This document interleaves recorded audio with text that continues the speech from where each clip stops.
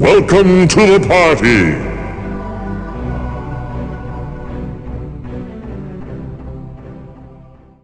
Since Gauntlet 2, power-ups, or items granting temporary ability, have been a big staple of the franchise. From classics like Super Shot, to innovations like the Mikey Dummy. The special items come in all shapes and sizes, but how do they compare amongst each other? Which ones are cherished by Bandorn explorers, and which ones needed a little more time to bake? In this video, we will be exploring how each item in Gauntlet Dark Legacy works, and placing them on a tier list. We're not going to do a weighted formula, like we did with the 60 levels. We're just going to rank them generally. So here are the rules. After careful consideration, we've decided we're going to neglect the inventory when ranking these items. This is because the vast majority of these were created for the PS2 and arcade, in which there is no inventory, and we want to rank them as the developers intended. With that being said, the GameCube items like Mikey, that were created with the inventory in mind, we'll consider in their ranking. We might mention how the inventory affects the item's usefulness, but it will not affect its standing on the tier list. We're going to be ranking the items as seen in Gauntlet Dark Legacy PS2, once again to avoid the inventory. But items added in GameCube, we will use the GameCube Revision 1. We are not ranking unused items, so no light breath or extra armor. If it's not in the game, it's not in this video. Keys, magic potions, and food items will not be ranked, as we're only ranking power-ups with the special item tag. And we're also not ranking Scorn's weapons because they're more of a boss reward than a reoccurring power-up. Now for the aspects we're going to consider when deciding where to place these items. We're going to be looking at the effectiveness of the item, either damage or how useful it is generally speaking, as well as how much of it you get, ammo or time limit. Now I have to explain a rather strange aspect to timed items that it's not really talked about much. So every timed item has a set time limit, such as 30 seconds. However, items will last longer or shorter depending on the class you pick. Let's say our item's number is 30 seconds. Red primes, warrior and dwarf, use the formula y equals x times 1, or just the item's number. Blue and green primes use y equals x times 1.1. So this 30-second item would last 33 seconds in the hands of a lightning or acid-based character. And magic classes use y equals x times 1.2. So it would be 36 seconds if you're a wizard or sorceress. These values are not guesses, as we have them from the game memory. I have no idea why the devs decided to do this, but they did, and it's been a thing since Arcade Legends. With that being said, we're going to ignore this extra time when ranking the items, and just use the base number that the item has. But I wanted to explain that this is a thing. Here are the full item times for every class. You can pause the video now, or find this image in our Discord server. We're also going to consider the item's rarity or shop price. The price isn't going to affect it much unless it's extremely over or underpriced, but we will be giving it a look. Finally, the tier list template we use in this video is public and has been linked in the description. So if you want to rank these items yourself, go check it out, and feel free to share your rankings with us on our Discord server. Link to that is also in the description.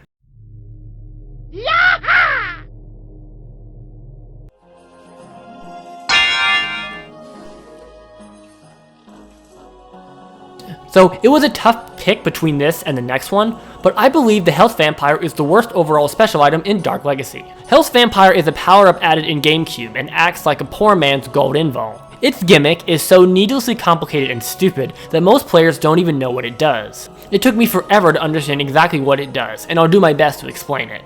It only works when you are dealing melee combat, while also taking damage from behind by a standard grunt. If you meet that absurdly specific criteria, the Health Vampire will turn the damage you received from the behind grunt into health for you. Right off the bat there is a problem, because it's a melee only item, so only half the characters could even make use of it to begin with. Even if you use it correctly, you're only gonna get 1 health point per attack, and the second you stop meleeing, or transition to a combo, it will fail to work, so you'll likely lose all the health you just got anyway. This item is completely dumb, not just because of how it's used, but also the impracticality of that position. Any melee prime worth of salt will tell you that part of the melee combat is keeping the enemies in front of you, meaning if you're using optimal melee, enemies won't get in the correct position to use it in the first place. Also, the game treats this item like it's good when it's totally not. It's criminally overpriced in the shop at 1,000 gold. For that, you could buy 2 Thunder Hammers or Silver Invuln, which would completely defeat the point of it. It's also a rather rare find in the game. Just off the top of my head, it appears 4 times in the single player experience. This is one of those items that is just a waste of inventory space and a waste of money if you were unfortunate enough to buy it. The only positives I can grant it is I like the heart locket model the pickup uses, and it lasts for 2 minutes, which is fair enough. But yeah, not only would I say this item is lackluster, but if you're trying to manage your inventory, I'd say don't even pick it up, because it's not worth the hassle hauling it around. Also, the GameCube items don't have summoner lines, so we don't even get the privilege of hearing Summoner say Vampire. That could have saved its purpose, but we didn't even get that.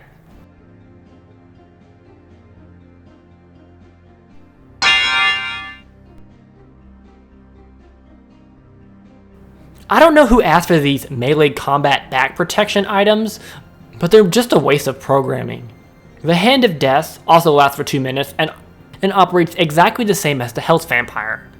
But instead of healing you, it reflects that damage onto the dealer, killing the grunt behind you.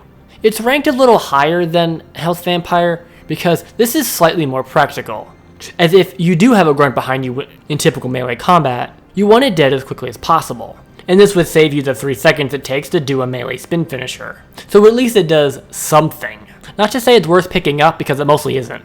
It suffers from the same pricing issues as the Health Vampire, though it's a little more common. Not really, but certainly more. Though I will confess it's more confusing in function than Health Vampire. At least with that, players can at least determine it's related to health. Hand of Death does not describe the function of this item's use at all. I heard some players believe that the hand points to the nearest death, which it doesn't. The hand always points left of whatever direction you're facing, for some reason, and serves no purpose other than to tell you the item is activated. It has nothing to do with either death. I don't know, man. These two are just not worth your time. Even if you're a melee player or training to become one, just skip these and save yourself an inventory slot. Okay, so I wanted to make a quick correction about the Hand of Death and Health Vampire. You don't actually have to be doing melee attacks for this to work. It actually just protects your back at all times.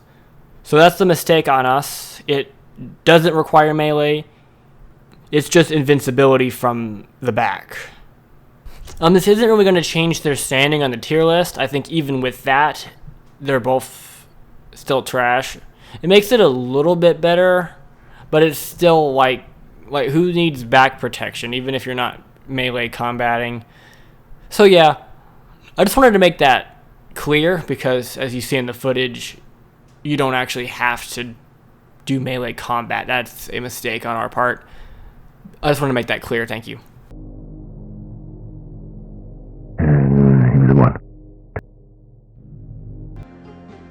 Turbo Boost!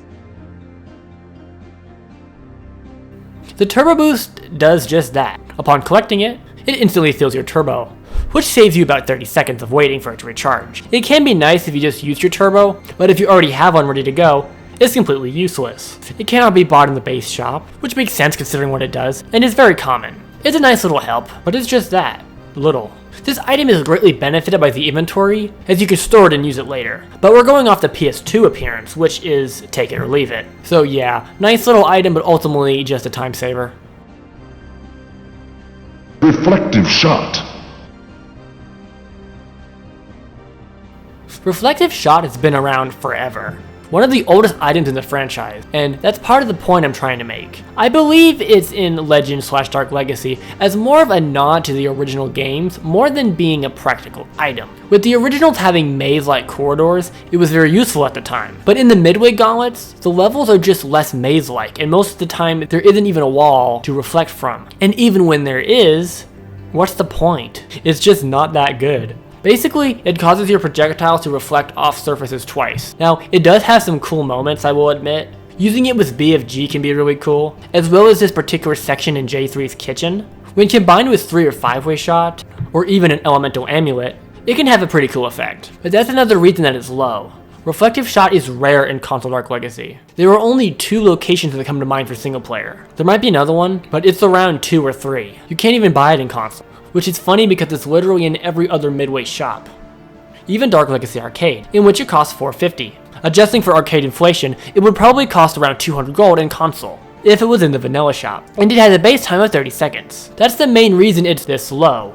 You can't use it. It's more so just referenced than it is used in the game. It's not an exceptionally bad item, but for how rare it is, it's not worth hunting. Limited growth. I always found growth to be a weird item to talk about, so other than making your character model and hitbox larger, it gives you a strength increase. I'm not certain, but I believe it's about a 20% increase to your strength stat, but I could be wrong. It's certainly not a bad item, but I can't say it's particularly good. The size increase, while a cool effect, is arguably more of a hindrance than anything, as it can hide things behind you and make it harder to see, especially if you're trying to do something specific. And since it makes your hitbox larger, it makes you a larger target. The only time that it is genuinely useful is Cloud 9. The larger hitbox gives you a larger surface area for the coins to hit. But even so, that's only useful on GameCube or Xbox because you need the inventory to bring it there. Unless you want to spend 2,000 gold on it, so you can make it to last to the end of K2, as each one lasts about 30 seconds. It's priced well. 300 is fair for what it does if you ask me. It's also common enough where you can enjoy it for what it is. I would pick it up if I found it, but I rarely go out of my way for it. Gas mask.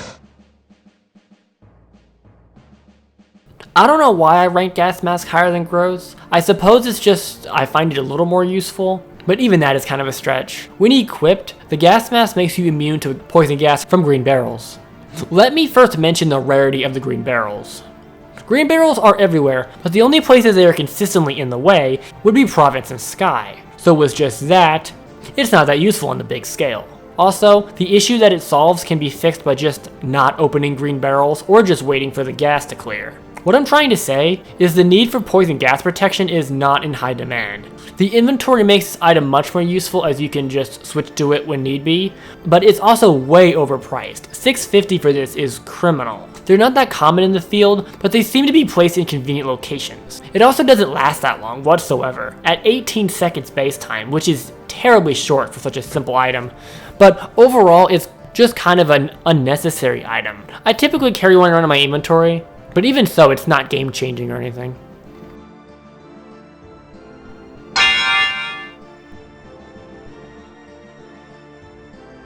Of the items added in GC, Mikey is by far the best. That's not to say it's amazing or anything, but leagues above the hand and health vamp. Mikey is the only item in the game that requires the inventory to function. Activating him in your inventory places down a skeletal dummy for 10 seconds. Grunts and ankle biters will target him instead of the players. This can be useful for taking out generators quickly.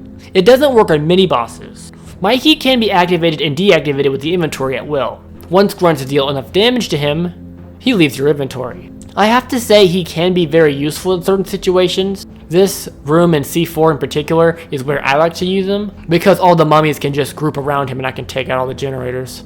And since there's a Mikey collectible on the way down here, it's pretty convenient. But other than specific areas, I don't really use it. He would be way more useful in arcade, but considering he's from GC, which already has the inventory, it's a little more trouble than he's worth in my opinion.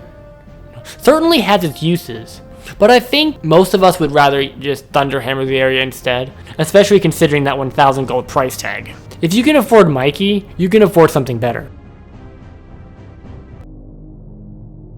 Step right up, don't be shy. Fire breath, lightning breath, acid breath. I'm grouping all 3 elemental breaths together because they all do the same thing, just with different elements, which, as discussed in my last video, are all equal, but better in some locations than others. Collecting a breath allows you to deal 5 wave attacks of the given element. The base damage of the wave is decided by your strength stat. I'm not sure exactly how it's calculated, but they can be pretty effective. Even so, I find them rather inconvenient to use. The wave doesn't extend as far as I prefer. That's not to say the range sucks, it's just short of optimal. At least in my opinion. Breaths are priced fairly and are common enough throughout the levels, so I think on that front they're pretty good. In console, you are also invincible during the breath animation, so if you have enough, you can take down something big without taking any damage, but there are better items for that, which we'll get to. I would have loved to see light breath, it's a shame it was never finished, but yeah, elemental breaths are decent items. Shrunk enemies. A lot of players don't exactly know how good shrunk enemies actually is. Other than shrinking them, it lowers all their stats a pretty good deal. They deal way less damage and are much easier to kill. If I'm playing GC, I keep it in my inventory and save it for gargoyles, as it basically turns them into puppies. But it does have some cons. One being it's pretty rare. You can't buy it and it only shows up a few times. Earliest being G2, with 2 players, and it doesn't last that long. 35 seconds, which can be long enough to help in the moment, but without the inventory, you can't really optimize it. And that's mostly the downside. In places you wish you had it, you'll more than likely not have it. I love the collectible graphic though. The shrinking potion is extremely satisfying. Limited levitation. If we were considering inventory in this list, levitation would be an A tier item. Levitation makes you immune to all traps. Spikes and flames can't hurt you, which at least to me is a saving grace. I find traps very annoying, especially if I'm backtracking. Also, the wings have the best collectible sound in the game. It's just perfect. My biggest complaint with them is the levitation effect. While it's cool in concept to see the wings actually levitate your character, on a gameplay level it can be rather disorienting, as the bird's-eye camera can cause some perspective illusions. It's not a big deal though. Levitation is also very cheap, 150. Game is basically giving them away, and it lasts for 60 seconds, so you do get your time with it. I think for the ease of access and general charm of this item, is why I put it in B. I'm sure some players would consider it a C tier item, but considering traps are literally everywhere, I always have some wacky wings in my inventory. Rapid fire. On arcade, this is an easy S tier item, but for console, it's less relevant as the characters have a faster overall rate of fire. I think rapid fire is useful for every class, as it can help melee characters against bosses, even if only for a second, because of shortened boss timers. It increases your ranged attack speed by about 50%. Obviously extra speed is better, but unlike extra speed, you can buy rapid fire. It's a little pricey, but if you want it, it's there. It lasts for 30 seconds, which is good. It's just not particularly my cup of tea. It can be good with some other item combos, but just on its own, it's not my favorite.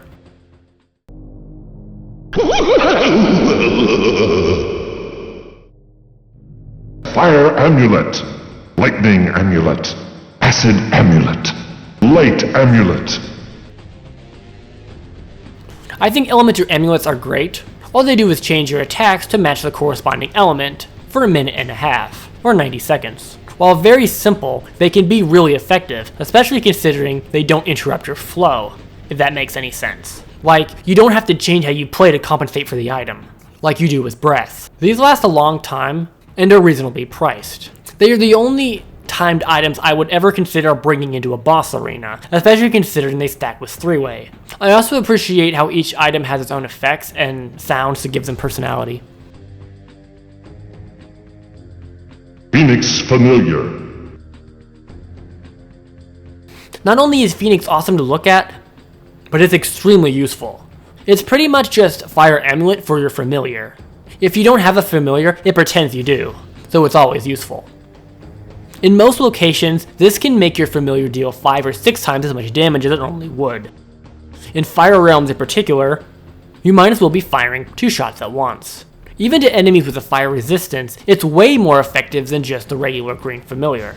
My biggest complaint with it is it doesn't last very long, only 45 seconds, which sounds like a long time, but in practice it's gone before you know it. It's a little expensive, but nothing that bad. It's probably more expensive than it's worth, generally speaking, but I think it's manageable. There are a decent amount of them throughout the game, certainly enough to have a memory of them on your first playthrough.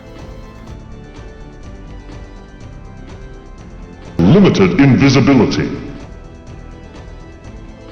I kind of have a weird relationship with invisibility, as I find myself rarely picking it up.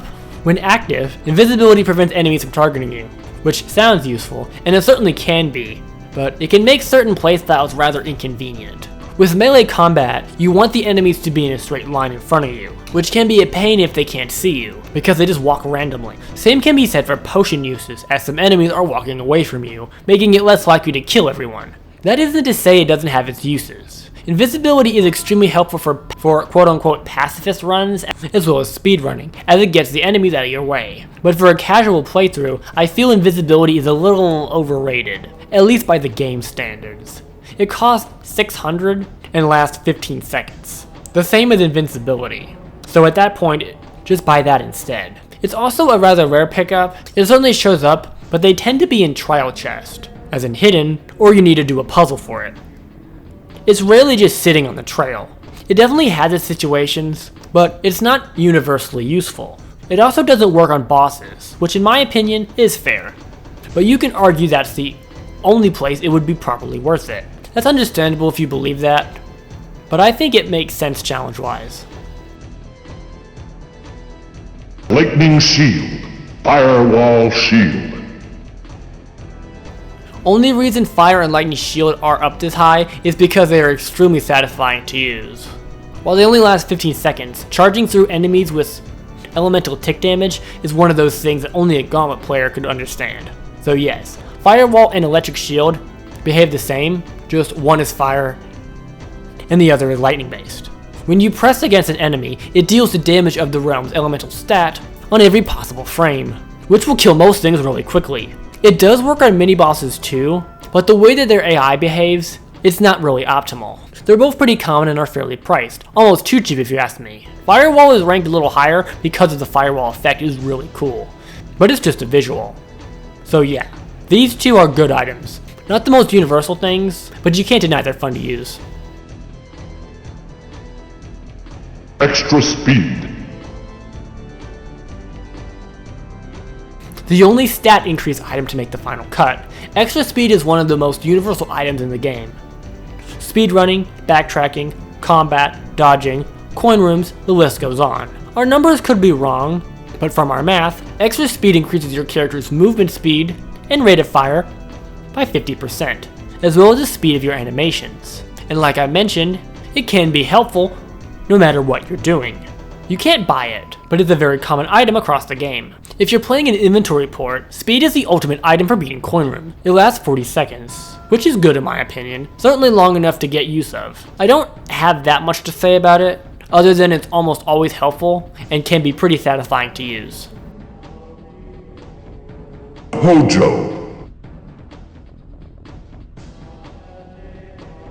So, functionality-wise, the Pojo Egg would be in D tier, as it has no impact on gameplay, besides changing both turbos to fire breath. It lets you play as a fire-breathing chicken for 60 seconds. Do I have to say anything more? For such a random thing, the devs sure did put a lot of love into this gimmick, even having Sumner refer to the character by name, as well as the little details involved with Pojo, like how they can't eat meat, or the fact that levels S7 even exist. While it's not quote-unquote useful, Pojo has its place in all of our hearts, and I think anything less than A tier would be unjust. I also really like the egg sprite the game uses for his collectible. You can just tell you're in for something wacky before you even pick it up.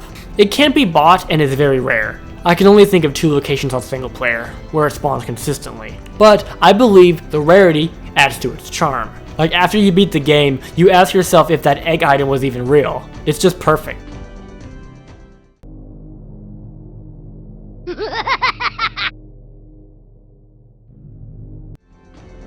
Super Shot. Super Shot is a true classic. The piercing mini turbo is extremely fun, especially with Archer, as her rate of fire with them is insane. Sure, they do less damage, but the speed makes it better overall. Not to mention her turbo. Super Shot gives a giant crossbow and 5 piercing super arrows. Not certain, but I believe the arrows deal 3 times your strength damage to every enemy in its path. That's just an estimate, but we know it's tied to the strength stat somehow. It's extremely satisfying watching them fly through enemies or cheese a mini-boss. I think 5 shots is fair considering how this works. And 400 gold is arguably too cheap. It's not a super common pickup, but you'll certainly find a few. Overall, I just think Super Shot is an extremely fun item, and I think most people can agree. When people think Gauntlet power-ups, Super Shot is only one of the first few that come to mind. Three-way shot. In a community poll on the Remake Discord server, ranking the most fun weapon power-up, the multi-shots won, even beating Thunderhammer, and I totally see why. 3-way and 5-way are extremely fun to use. I'll talk about 5-way a bit later, but 3-way is extremely good just as is. This item adds 2 extra projectiles to fire on either side of your regular shot. It's extremely satisfying to use, from the sound to the way you can hit multiple enemies at once. And as an added bonus, it even works with other items, such as elemental amulets and super shot. It's particularly fun with reflective shot. 3-way is priced at $4.50, which is pretty good. It's a fairly common pickup as well, so everyone should be able to get a decent time with it. It lasts 45 seconds, which can go fast, but with how good this item is, I'd say it's justified.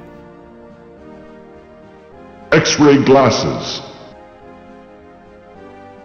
X-ray glasses allow you to look inside barrels and chests before opening them.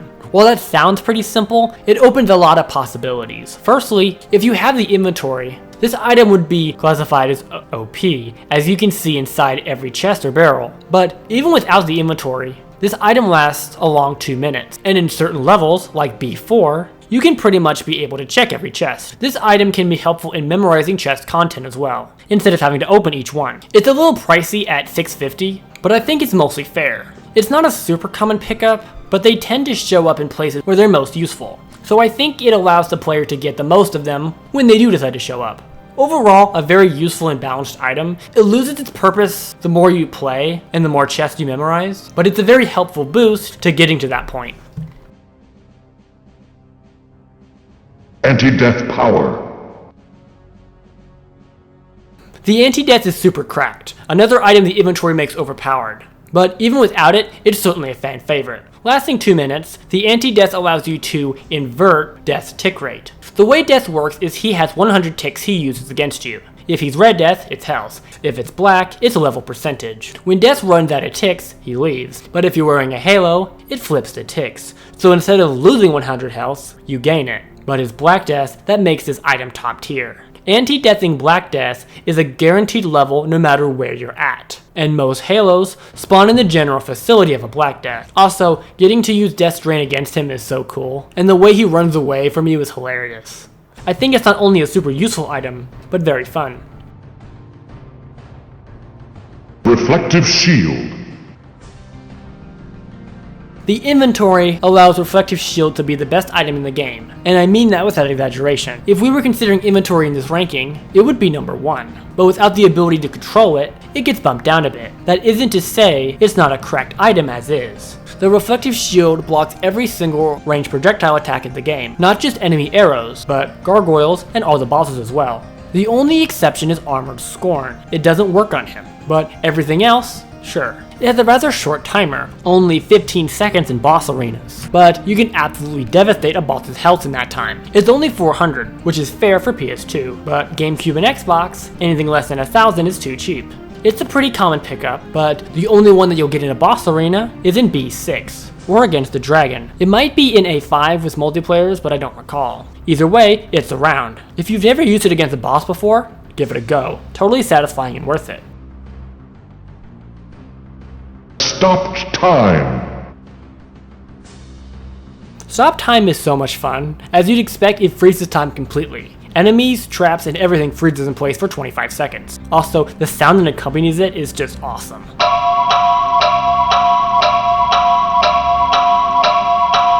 The only reason that it's not higher is because of its rarity. It can't be bought and only shows a handful of times, twice in single player and 4 times in 2 player. Inventory doesn't change it that much because it's zone locked, meaning it can't leave the level it's in. So even if you leave the level within your inventory, it'll be gone when you return to the tower. Due to its rarity and that the 2 single player locations aren't that optimal, it can't be ranked any higher. But with that being said, it is still a blast to use. Seeing the world freeze is just really cool.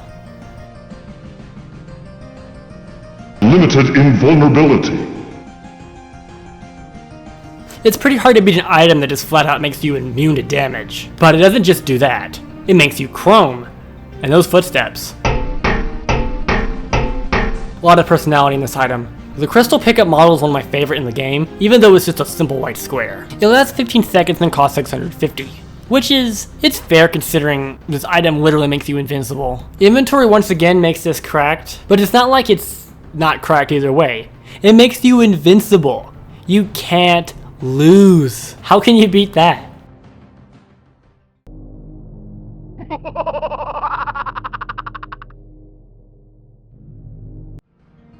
Limited invulnerability. Gold Invul is what Health Vampire thinks it is. Not only does this item make you invincible like silver, but it actually converts that damage into health. Surely something like this has drawbacks, and you'd be right. Firstly, you can't buy it, and it's very rare. Not as rare as Stop Time, but it's not a common thing. It only lasts 20 seconds. But come on man, this is the ultimate item. In arcade, you can actually buy this for 2,000 gold, and adjusting for arcade pricing, it would be about 1,000 on console. So with that price in mind, it's fair considering what it does. 5-way shot. 5-way is everything great about 3-way, but with 2 more extra projectiles. However, it has a major downside: the rarity. 5-way shot is the rarest item in the game, and it's not even close. It's not in the shop, it doesn't appear a single time in 1-player, and only appears once in 2-player. It shows up a few more times in 3 and 4-player, but still, it's so rare that I'm sure a few of you don't even know it exists. But if you didn't know, yes, 5-way shot is a thing, and it is in Dark Legacy. In addition to that, it's zone locked, so even with the inventory, you can't take it out of the level you found it in. But despite all of that, my gosh, this item is fun. You can actually buy it in 0.137 for 700 gold, which is extremely cheap considering what this is, and combined with an amulet, this can bring a boss to its knees within seconds. If it wasn't for its ease of access, or rather lack of it, it would have certainly taken the top spot. But for an item that some people don't even know exists, it just can't do it. The Thunder Hammer. I'm sure I don't have to introduce the Thunder Hammer. It has the best quirks of everything that came before it. Collecting a Thunder Hammer grants you 3 uses, with each one dealing a ridiculously powerful blow that eliminates everything on the screen. At least with Super Shot, you have to aim. It is extremely satisfying to get 200 kills in a single frame. And in console, you're invulnerable when you use it, so it kind of blows the chrome armor out of the water. The range and damage of the hammer is unbelievable and extremely fun to use. The first hammer you come across is in G2, in this area. I mean, it's literally designed to be used with the hammer, which makes it surprising when I say arcade doesn't have a hammer here, but the layout is the same. What really pushes this to number 1 is its access. It's in the shop and it costs 500, which is honestly extremely generous. It's also pretty common on the field. You could say only getting 3 shots balances it, but does it? I mean, this thing is crazy. It's honestly the main thing I like about the Underworld. As I mentioned when I ranked the levels, the Underworld sucks, but it's the best place to go crazy with the Thunder Hammer. It's actually how I get through the level on a typical run. I buy 10-inch hammers and walk through it unscathed. On a bounce level, you can argue the Thunder Hammer should probably be nerfed, but come on, who would do that? What makes this item so much fun is just how absurd it really is, and considering how the game makes them pretty easy to obtain, yeah, I would have to say it's the best item. I'd argue that 5-way is more fun, but good luck treasure hunting for that. And then is there a tier list on the power-ups in Gauntlet Dark Legacy. What's your favorite item? Let us know in the comments. Do you like this format for tier list? Or would you prefer we did a more traditional listing without a script? Have a great day, mighty heroes.